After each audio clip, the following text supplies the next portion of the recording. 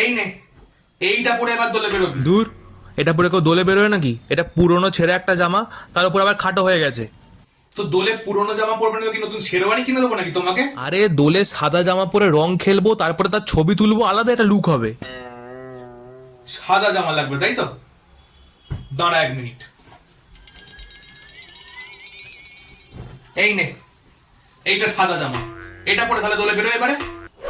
এনে বাবু, তেলটা মেখে নে, তারপরে রং খেলতে বেরোবি। না না দূর, আমি সব তেল মেল মাখবো না।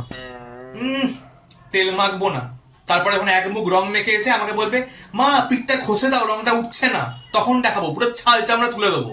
চুপচাপ তেল মাখ। বাবু, দোকান থেকে একটু মড আর ফুড করাইটা এনে দে বাবা, সবাইকে দিতে হবে তো। আগে ঠাকুরের পায়ে রং দিয়ে তবে দোল খেলতে যাবি, বন্ধুরা এলেই পাই পাই করে দৌড়িও না যেন।